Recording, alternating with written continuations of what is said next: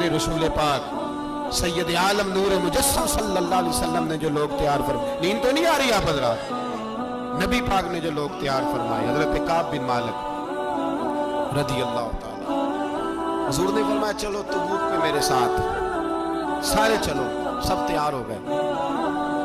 حضرت کعب بن مالک فرماتے ہیں مجھے گھوڑا بڑا دوڑانا آتا تھا، نیزہ بڑا چلانا آتا تھا، تلوار کا میں بڑا دھنی تھا، میں مالدار بھی تھا، میرے پاس بڑی وسائل تھے۔ حضور چلے گئے تو میں نے، یہ بخاری ہے، فرماتے ہیں میں نے سوچا کہ میں چلا جاؤں گا، کل میں گھوڑا دوڑاؤں گا، میں نے پیچھے پہنچ جانا، پرسوں چلا جاؤں گا، ترسوں بس سستی ہو گئی، نہ جا سکا۔ فرماتے ہیں وقت بیت گیا، حضور چلے گئے، آج جاتا ہوں کل جاتا ہوں، اسی میں حالات سارے گزر گئے، حتیٰ کہ اللہ کے رسول واپس آ گئے۔ فرماتے ہیں کچھ بوڑھے تھے جو نہ جا سکے اور کچھ منافق تھے جو حضور کے ساتھ جہاد پہ نہ جا سکے۔ آپ فرماتے ہیں میں جوان بھی تھا، تیر انداز بھی تھا، اور دنیا عرب سارا جانتا تھا کہ مالدار بھی ہے، اللہ تعالیٰ کی دی ہوئی بڑی نعمتیں، میں نہ گیا اور وہ غلطی گئی، سستی گئی۔ فرماتے ہیں حضور مدینے میں آئے، جب مسجد نبوی میں بیٹھے تو منافق آ کے بہانے کرنے لگے، کوئی کہنے لگا بچی بڑی بیمار تھی، کوئی کہنے لگا حضور کل ہی صحیح ہوا ہوں۔ فرماتے مجھے بھی پتا تھا، اور پتا مصطفیٰ کو بھی تھا، جھوٹ بول گئے، حضور کو پتا تھا، پر وہ بہانے کرتے، حضور قبول کرتے، میں چلو جاؤ۔ کہا فرماتے ایک منٹ کے لیے مجھے بھی وسوسہ آیا کہ کوئی بہانہ نہ کر دوں، لیکن پھر میں نے سوچا بہانہ کس کے سامنے کروں جسے اللہ تبارک و تعالیٰ نے نبوت کی آنکھ عطا فرمائی ہوئی ہے، اس محبوب کے سامنے بہانہ۔ اس خیال آیا مسلمان نیک و بد پہچان جاتے ہیں، محمد آدمی کے دل کی باتیں جان جاتے ہیں، کدھر بہانہ کروں، حضور کو تو سارا پتا ہے۔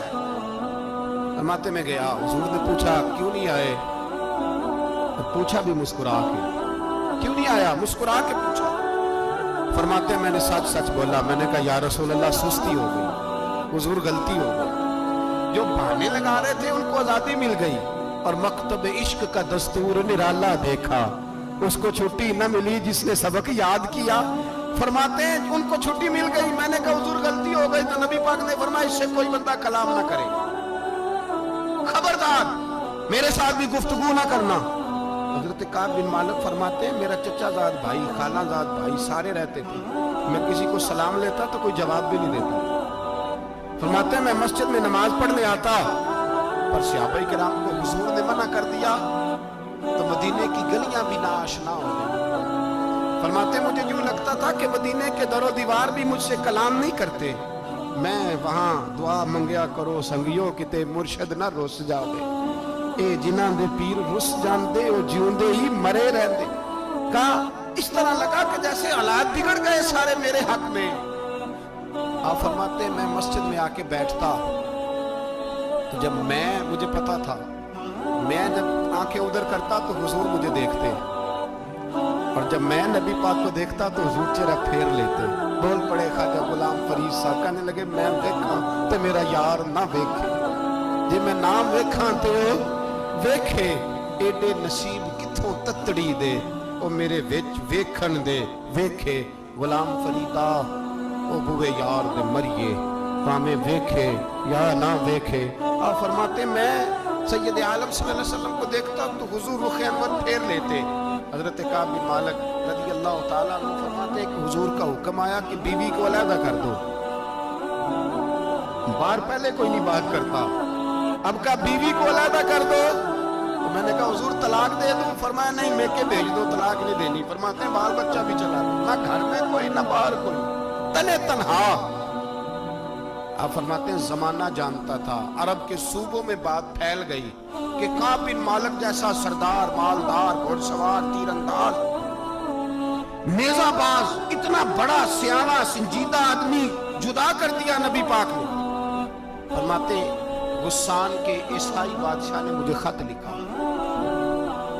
حضرت کعب فرماتے ہیں بڑی آزمائش تھی، پر یہ مصیبت سب سے بڑی تھی۔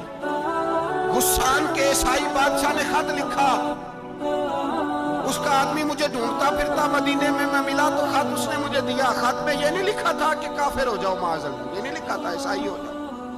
اس نے خط میں لکھا کہ کعب ہم نے سنا ہے تمہارے نبی نے تمہیں چھوڑ دیا، ناراض ہو گئے، تم تو اس قابل تھے کہ صوبے کے گورنر بنائے جاتے، तुम तो बड़े ओहदे के काबिल थे, तुम्हारी तो शोहरत है सारे इलाकों में, तुम आ जाओ हमारे पास, हम तुम्हें बहुत बड़ा ओहदा दे देंगे।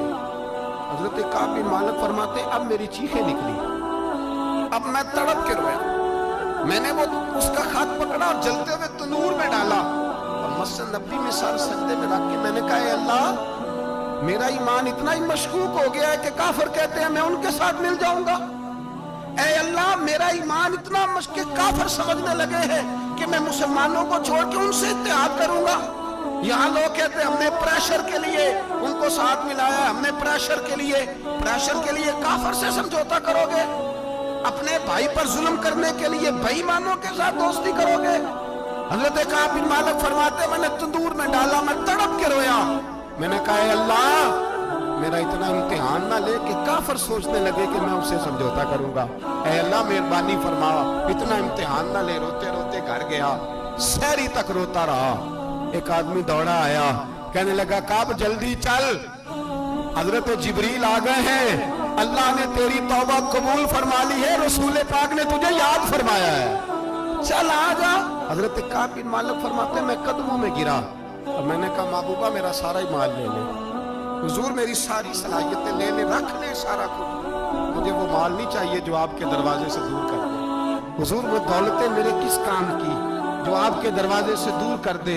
बे नूर बे चराग जो महफिल हो फूंक दो, आजम बला से अपनी वो हस्ती ही क्यों ना हो, जो चीज उसकी राह में हायल हो फूंक दो।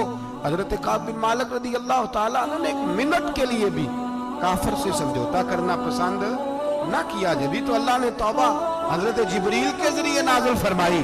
मेरे भाई यहाँ मिनट मिनट पे समझौता है, मिनट मिनट पे बड़ा रौला डालते हम, बड़ा शोर है चाइना की दोस्ती, चाइना की दोस्ती।